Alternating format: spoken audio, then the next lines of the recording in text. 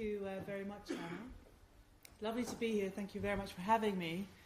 I was here in 2008, a long time ago. I haven't been back since, so being here, and I went for a run this morning. It was lovely to see the colleges in Oxford again. It's like a trip down memory lane, and the sun's shining, so that's also great and quite exceptional, I have to say.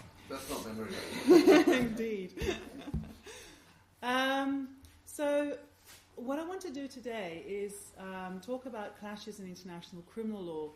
My initial title for the talk was Culture Clashes, and I was going to talk about liability theories in the ICC, the International Criminal Court, opposed to the International Court for the former Yugoslavia, the tribunal.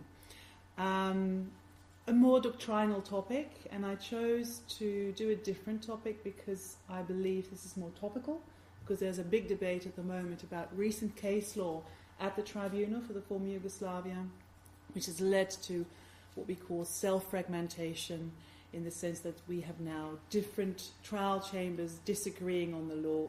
What do you do with that? I felt it was more appropriate because it's a broader topic, and in that sense it lends itself, I think, to a forum that brings scholars and students together on international law. So we're still discussing clashes, but focusing mainly on the Yugoslav tribunal. So 2013 has been an interesting year for for international criminal law generally, you could say. And you may have heard about it, but we had a real debate surrounding a particular judge, and I have him here on the picture. It's Judge Harhoff, it's the Danish judge that was very unhappy about the course of the law. This all was in the time that there was a new president for the Yugoslav tribunal was about to be elected, and the tensions within the court, I believe, were heightened, and it was in that context that he voiced his disagreement with the course that the law was taking, and this disagreement eventually was leaked to the press. It was in an email to about 50 recipients, but it ended up in the newspapers, in a Danish newspaper and then later in the English papers. Anyway, why I'm saying this, because he was voicing critique that is felt quite broadly, namely wondering why the course of the law has been narrowing down criminal responsibility. There were 3 cases in particular that had been convictions by the trial chamber and that ended up as acquittals before the appeals chamber. He suggested that this narrowing of criminal responsibility, and then mainly with regard to aiding and abetting, which is one mode of liability, and then another one was joint criminal enterprise. He suggested that there might even be a political agenda behind it, that the United States and Israel may have influenced the course of the tribunal's law because in that context at that time we had UK, United States providing weapons to Syrian rebels, and does that lead to aiding and abetting war crimes, yes or no, when these rebels actually commit crimes? So that whole context, and in the election period within the tribunal where there was going to be a re-election of the American president of the Yugoslav tribunal, this big thing broke, and it has not really done us much good, I believe, in international criminal law. I'm just citing from the letter that was eventually printed in this Danish newspaper, and that was an email that was supposed not to be leaked. Right up until the autumn of 2012, it has been more or less set practice at the court that military commanders were held responsible for war crimes and that their subordinates committed during the war. The responsibility then was either normal criminal responsibility as contributing to, that is, assisting, aiding and abetting, or responsibility for the top officers with command responsibilities in the military system. And there is nothing that they are held accountable, is nothing new in that. we had also developed an extended criminal responsibility for people, ministers, politicians, military leaders, etc., that goes by the name of joint criminal enterprise. But then the court's appeals chamber suddenly backtracked last autumn with the 3 Croatian generals and ministers in the Gotovina case. This was a case where, indeed, the defendants had been acquitted in appeal, a case where a Croatian military commander was acquitted of war crimes and crimes against humanity. Quite a controversial ruling that I won't go into. But, and he says that's where it started, this turn. Shortly thereafter, the appeals chamber struck again with the acquittal of the Serbian commander, Chief of Staff, General Perisic, when the chamber decided that even though his military and logistical support from Serbia in the Bosnian Serbian forces had contributed to the forces' crimes against Muslims, that he had not intended for his forces to be used to commit crimes. He provided support, but was unaware, according to the appeals chamber, that the support would be and was used to commit crimes. This despite daily coverage in the media. And then he says it's hard to believe that Perisic did not know what the plan was in Bosnia and what this support was actually used for.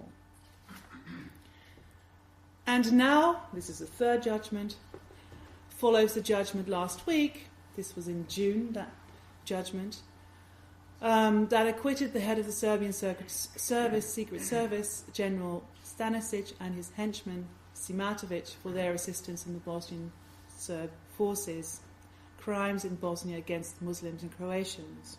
Again, because they, according to Harhoff, allegedly unaware that their efforts would be used to commit crimes. So he says 3 cases, appellate rulings, that acquit defendants, that suddenly narrow the law down. What's going on here? In the blog sphere, people picked up on this debate, obviously. I mean, this has been a scandal within the tribunal and outside. And eventually, the discussion focused on that case of General Perisic, that second case. Judge Harhoff, it didn't end well for him. He had to eventually step down. He had to resign. There were requests for recusals because he was still sitting in 3 cases, but he was found not to be impartial, to be pro-conviction. Well, if you read the gist of, you can understand why defense counsel would raise the issues, and he was indeed recused, and eventually he left. So the Perisic case was the real, what everything, the whole debate revolved around was this case. This is General Perisic. I'm just very briefly going to discuss it with you. So General Perisic was the chief of the general staff of the Yugoslav army, the VJ. And he was the most senior officer in that army. He'd seconded military personnel to the Bosnian Serb forces, to the VRS. And he was also supplying logistical support to the VRS. Now, the VRS had committed crimes in Sarajevo, the shelling of Sarajevo, and, of course, Srebrenica. And it was for these crimes that then Perisic was held accountable for, or at least he was charged with and prosecuted for those crimes as aiding and abetting these crimes by providing these troops and by providing this logistical support. He was convicted in first instance to 27 years of imprisonment. There was one very strong dissent to that trial judgment. That was Judge Moloto, who had argued that he did not agree with this ruling because he said Perisic was actually assisting a lawful war effort.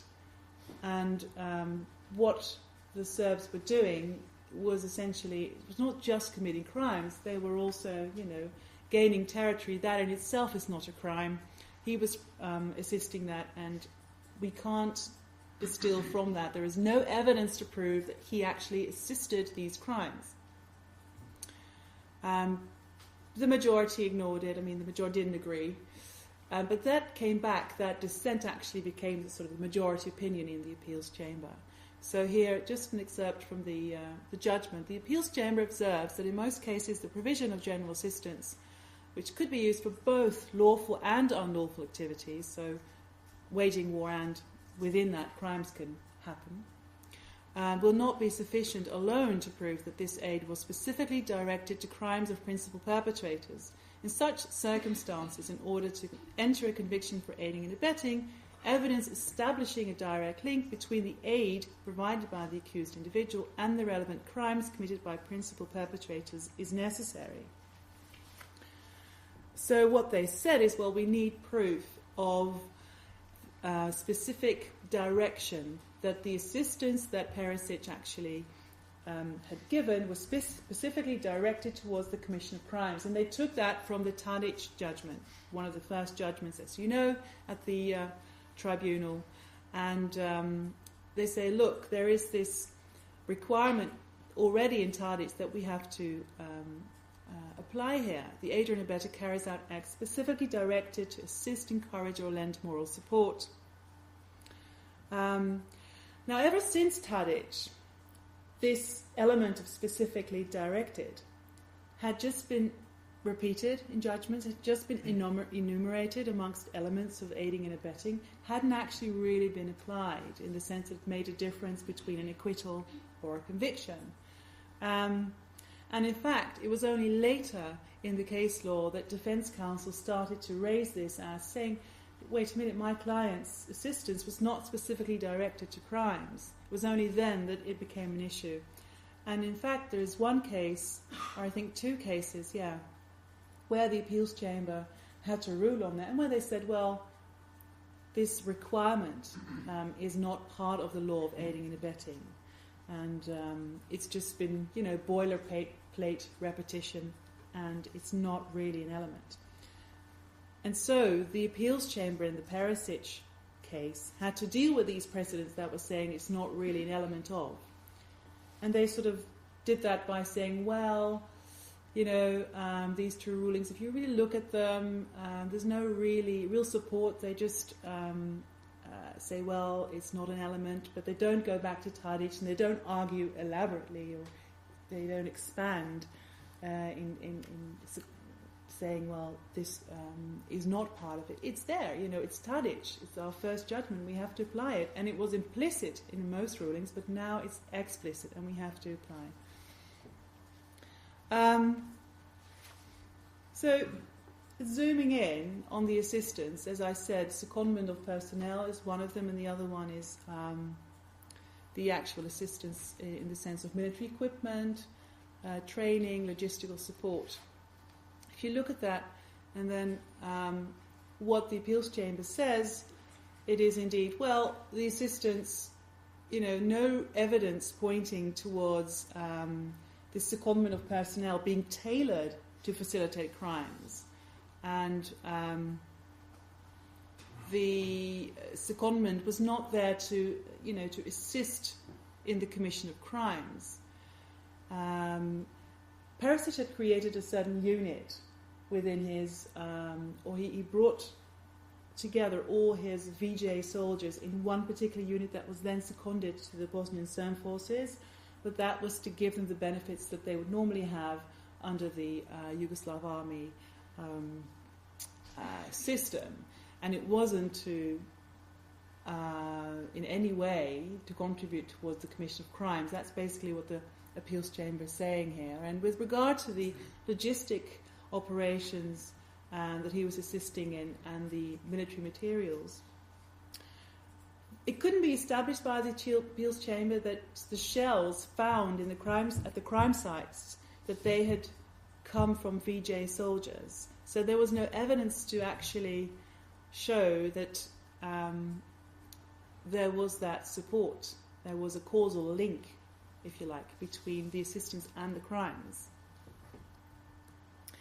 So that's the Perisic ruling, and that's specific direction as an element that was used in the appeals chamber to acquit this general. And and it's also this ruling that has been so controversial amongst mainly sort of the human rights lobby and one particular scholar also, I don't know if you know him, James Stewart, Canadian scholar who has done a big research project on corporate criminal responsibility, and he was very much arguing along the line that we should not accept this very narrow reading of aiding and abetting because it allows those who are making money in, for example, the trading arms to go free. Because if you would require that their assistance is specifically directed to the commission of crimes, then they could always walk free, right? So there was a big debate about what is the standard of aiding and abetting now that it's been narrowed to this extent. I want to discuss 4 points with you in discussing this concept of specific direction, SD, as I put it here. First of all, that I think Tadic was basically the main anchor that the appeals chamber relied upon to argue in favour of a specific direction. I want to say that it's a very specific context where the Tadic is a specific case, and you can't, I think, really use it in the way that the appeals chamber has. The appeals chamber has constantly said that, or has argued at length, that specific direction as an element is important for remote assistance in cases or like Perisic, where you've got one army in one country providing assistance in another country. I wonder if that's true. It might be something more along the lines of general assistance, that you assist in a way that can be used in two ways, general in the sense of it can be lawful and unlawful. And then last point is specific direction, is that really an element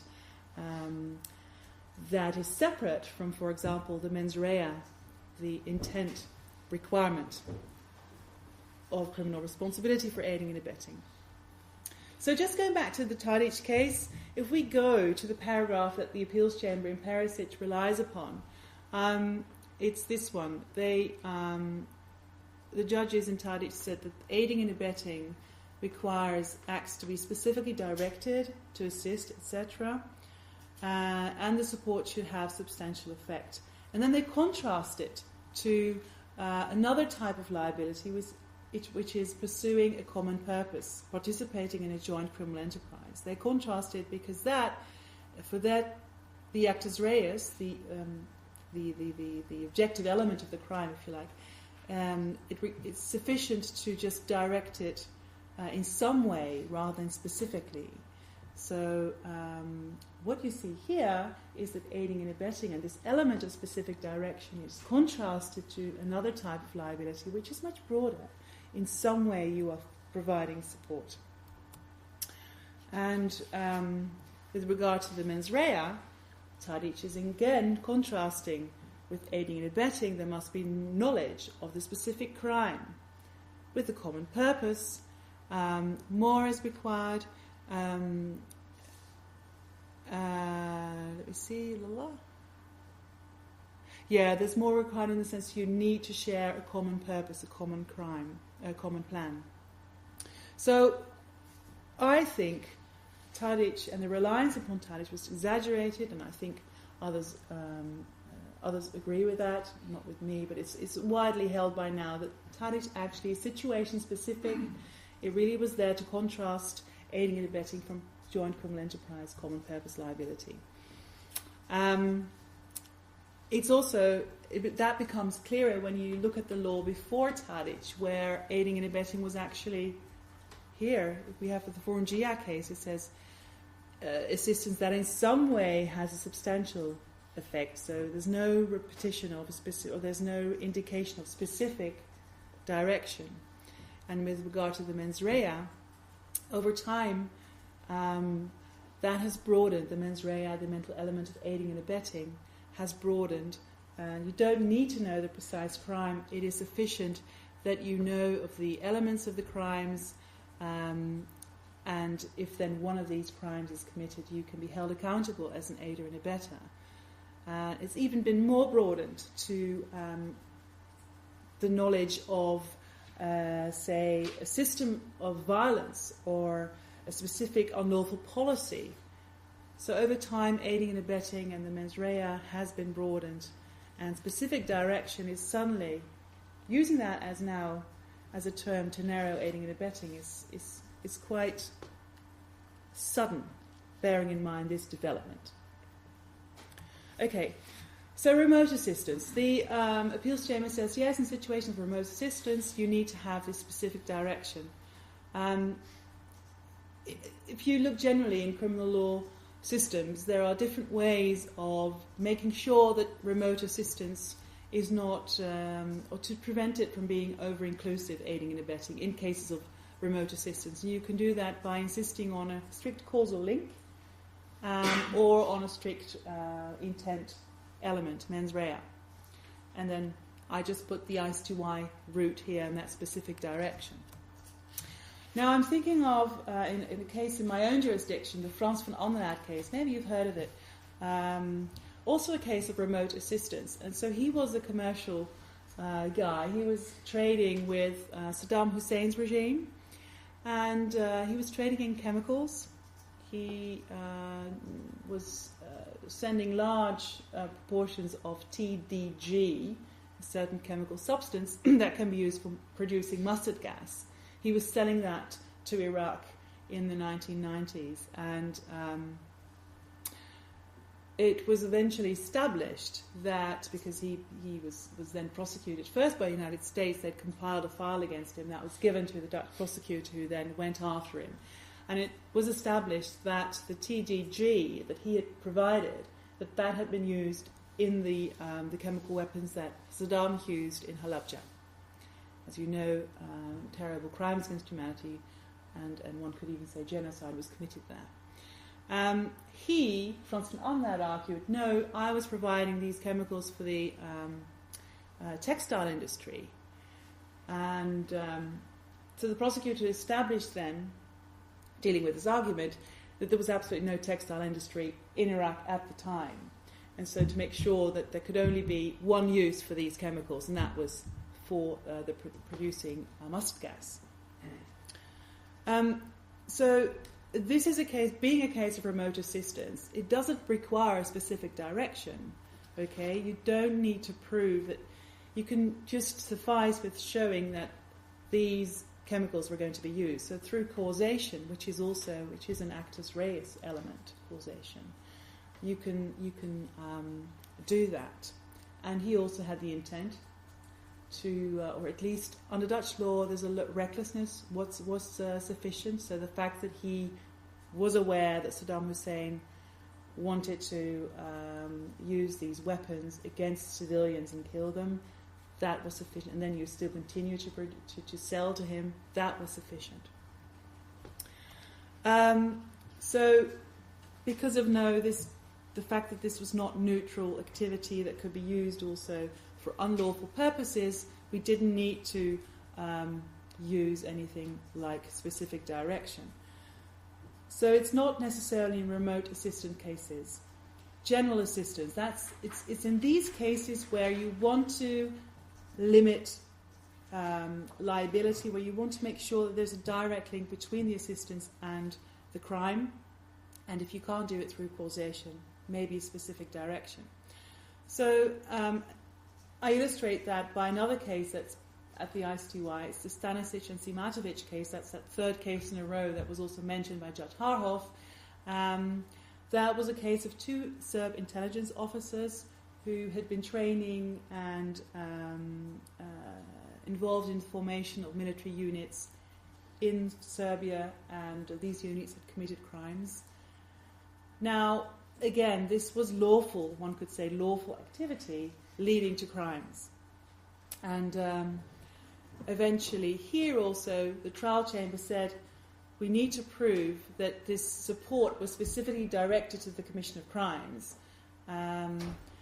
And although this was not in the context of aiding and abetting but joint criminal enterprise, this means that we raise the mens rea, the intent requirement, and that's what they did.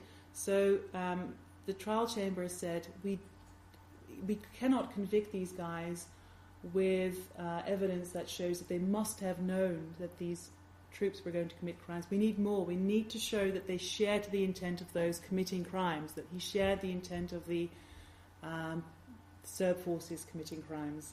So that raises sort of the intent bar to make sure to exclude the possibility of holding somebody liable for what could be assistance to lawful activities. So it's in cases of neutral activity or general assistance, I think one can establish that. That's where these issues rise. And that brings me to the next point. I think, in essence, the specific direction requirement, which seems to pop up from nowhere, in a way, it's just a heightened mens rea, or an intent requirement.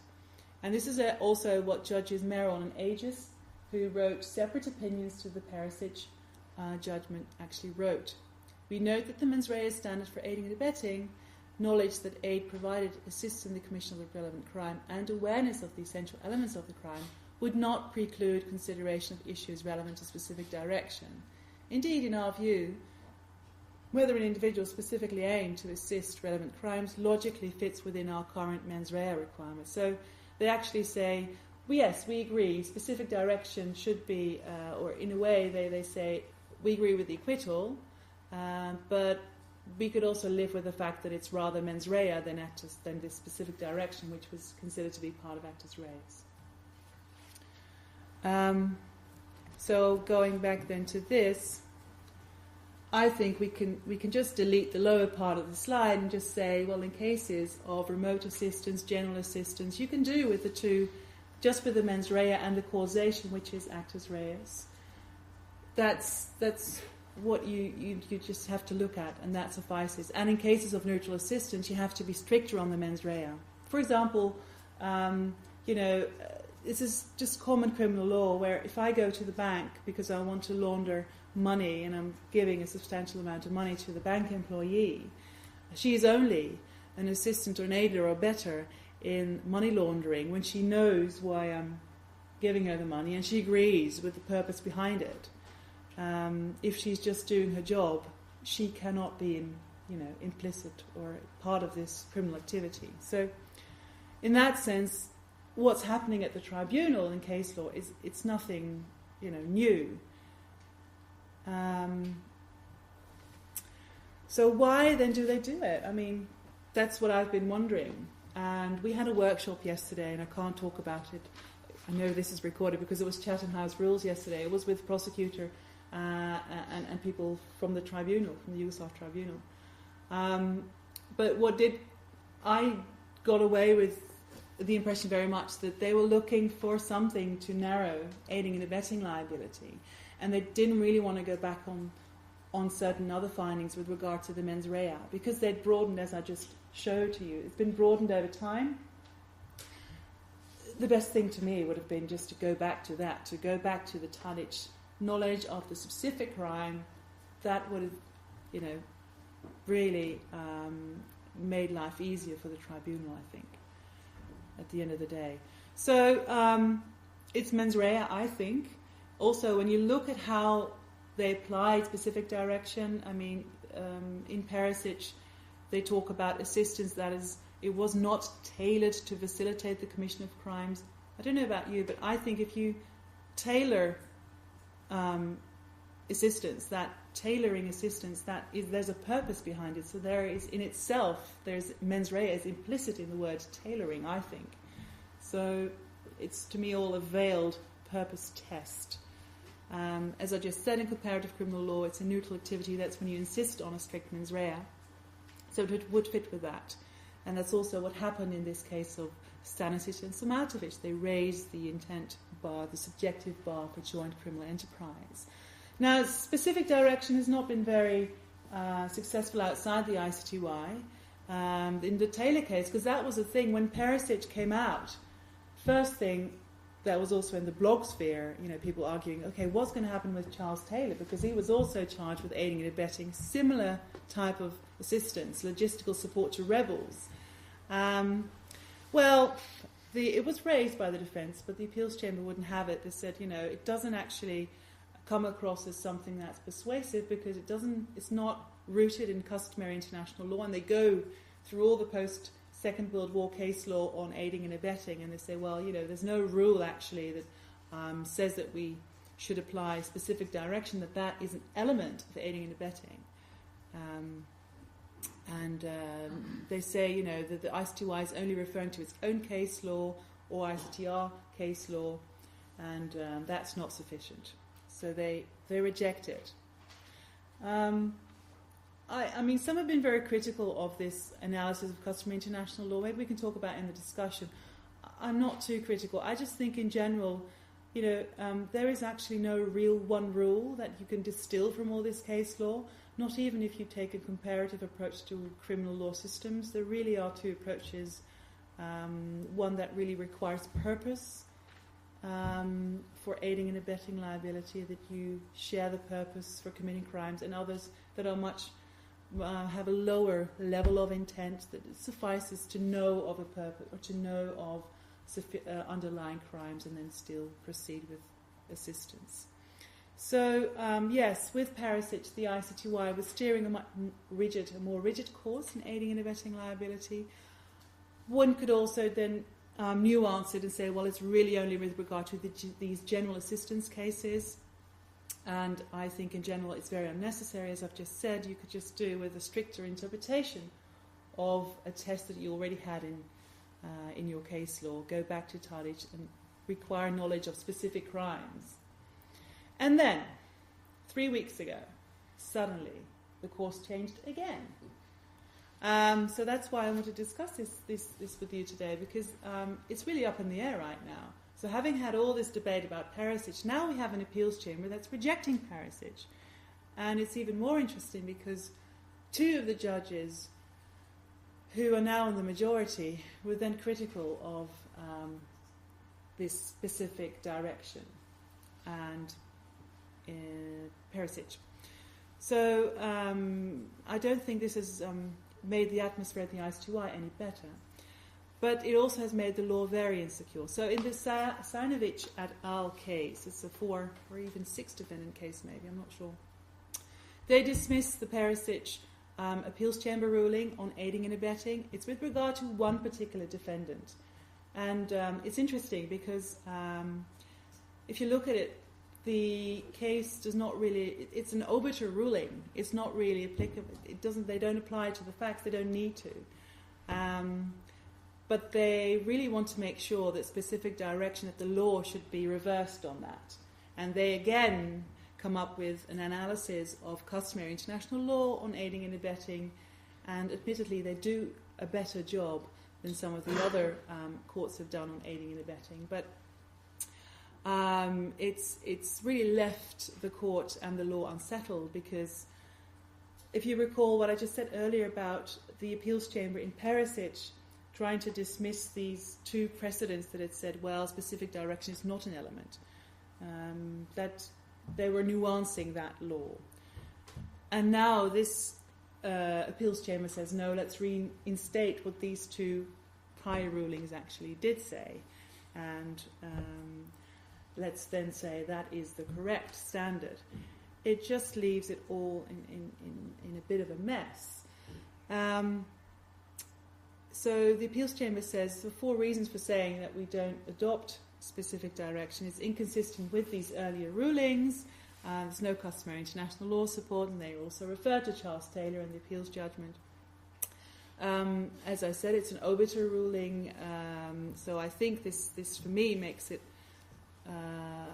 clear at least that the judges really wanted to set the record straight. And what is odd about this whole issue, of course, is that there's like a persistent dissenter issue here, that people who were dissenting earlier are now part of the majority. And it's supposed to be an appellate system, right, where you have sort of in hierarchy a more senior court that's looking at the law again and the facts again. But there should be stability at that level, and there isn't. Clearly, this is like a second opinion almost. It's not a clear hierarchy in that sense. So, what has happened since this ruling came out is that the Office of the Prosecutor has now filed a motion for reconsideration for Perisic. So the guy has been acquitted, right? And they now want him back. They say, well, we now have an unequivocally overturned ruling, and we need to be able to argue again that this was aiding and abetting, and the justice for victims requires the court to go back on the Perisic ruling. And the big debate now is also in the blog sphere, is that possible? I mean, there is one possibility in the case law, and that's review, but that's only with regard to new facts, and that's not the case here. It's only an interpretation of the law. And there is another thing which is part of the inherent competence of the ICTY judges, and that's called the reconsideration possibility. That's never been applied. It's been suggested in some of the in the Merksic and Slevančanin case. However, again, there it's a very narrow test when you can actually use that. It's in cases, and I have to have a look here, where new circumstances that justify reconsideration arise to avoid an injustice. That's one test, and the other one is that it's a clear error of reasoning. And here, I think Bill Shavers made the point that so the OTP is saying unequivocally overturned. Well, it's not actually, if you really zoom into the ruling, it's not that unequivocally overturned, Shavers says, and I agree with him, because one of the judges that is now in the majority saying get rid of the ruling, Perisic, was not really actually clearly dissenting. She wrote a separate opinion because she basically said, I think that specific direction is actually mens rea and in this case, but I agree with the end result that we acquit him. So in that sense, it might not be that unequivocal. And that also makes the case for reconsideration weaker. So I really don't know what's going to happen here. And then, of course, we've got this very important rule, double jeopardy, and res judicata, that at some point, the case has been dealt with, and really, you can't go back to it. We've got human rights rulings and provisions stating this. And I think you could say it's a general principle of law, also in the sense of Article 38 of the ICJ statute, that you can't just go back to such a ruling and when there are no new facts and there's really no clear error of justice, I think. So I'm going to leave it here. This is all very new in the sense that we're still debating things, and it's a shame in a way that this is happening. I mean, as I said, it started with Harhoff, and the debates haven't actually stopped since then. And we had in The Hague, the ICTY at some point was like this last haven of stability, because the International Criminal Court was not exactly perceived as being a success. And we all pointed to the ICTY as, there's this court that came up with, by and large, good jurisprudence. And then this all happened, and it's completely tarnished the legacy of the ICTY, and it's quite remarkable what's going on at the moment. You can wonder, and that's the real question also for the debate, is it welcome from a policy point of view to narrow down this aiding and abetting liability? And we have to think also a little bit broader beyond the ICTY and think about situations where states provide assistance to rebels. Do we then want a very strict aiding and abetting liability, or do we want a broader one? What's the role of the appeals chamber? It's not exactly stabilizing the law. In fact, it really depends on who you ask to become part of the appeals chamber, because there is not a separate tier at the ICTY of appeals judges. They all rotate. And what about the potential impact on the ICC? So far, there's not been cases at the ICC with regard to aiding and abetting liability. The ICC standard is more strict. It says that there should be the purpose of facilitating crimes. So that might even sort of go into a direction of a specific direction. And what about the impact on domestic courts? As you know, when they try international crimes, they tend to look at international case law and draw inspiration from that. So I'm putting it out there. I'm also very happy to take questions. So thank you very much. And I look forward to the discussion.